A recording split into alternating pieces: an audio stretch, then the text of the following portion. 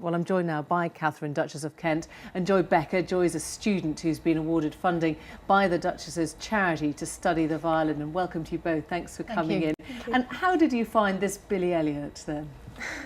Well, we have a special Future Champions in Manchester, and Joy auditioned for that, and she won the gold medal. We have gold, silver and bronze, and she got the gold. And it goes from there, doesn't it, really, Joy? Catherine, you've long been passionate about music. You want to be a singer yourself? I do still sing. I do still sing. I love singing. I mean, I'm a musician. I love music. I love making music. It's what my life is all about. Teaching has been, I think, the greatest privilege I've ever had. To partake, to share with children your passion of music and actually know they're gaining from it is the most exciting thing you can ever do. How do the children at your primary school respond to that? I mean, the idea of being taught by a duchess. I don't know, they don't think like that. I don't think like that, and they don't think like that. It's done a lot of good for inner schools. You know, children get self-belief through music, and in some of these tougher schools, you can give self-belief to a child through music. It's not difficult to do in primary level. If one, you know, it grows through it, it's a privilege. What would it take, do you think, to make music replace or run alongside something like football? You know, the thing that excited youngsters across the country and unified them. I mean, could you do that with classical music? I can't honestly see why it doesn't happen. I mean, you get lots of joys playing out there. It could happen. I mean, music is everywhere, isn't it? Yeah, wherever we go, you listen, you move to music, you tap your foot to music. It's as exciting as sport. It could be, it should be. I mean, I guess, Joy, you know, the personal, the areas that have come closest doing that are the sort of Simon Cowells of this world, with sort of X Factor and the Britain's Got Talent auditions and stuff like that. I mean, do you see those contests and those shows as a good thing?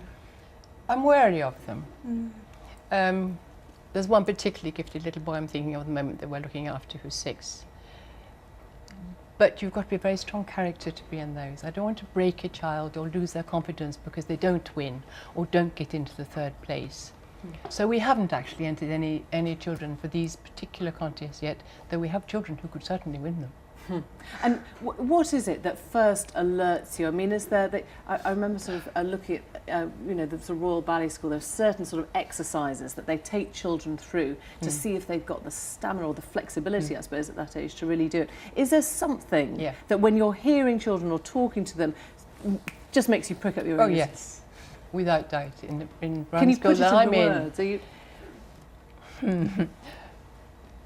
It's the confidence of a child. I'm looking for pitch, I'm looking for confidence, I'm looking for rhythm, I'm looking for potential. As you've never seen her before. before. Who has that confidence. I don't know, I can pick it up straight away. If I have a group of children, one will always stand out in the crowd. I'm sure you feel the same too, don't you? There are. Yes, I can.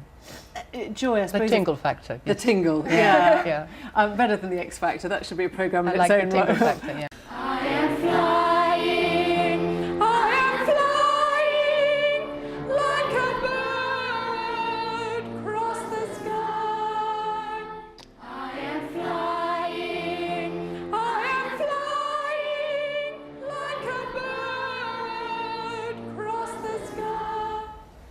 And I'm imagining that there is a sort of open heart at a certain age, and then it becomes something potentially uncool, and you have to spot that gap and say, actually, don't give this up, don't go chasing boys or whatever it would be, stick at this because it's worth it. It certainly happens going on to secondary school. It's a terrific danger point with our children. But I mean, we don't only look after children with classical music. We cover all genres of music. We're covering jazz musicians, we're covering, you know, beatboxers, everything. Anything is music, doesn't matter what we do. And it's certainly, I mean, a young person of 15 can suddenly, I mean, Dizzy Rascal is one. He started and he was, I think, 15 years old. He didn't pick it up till then. So, you know, it can happen anytime.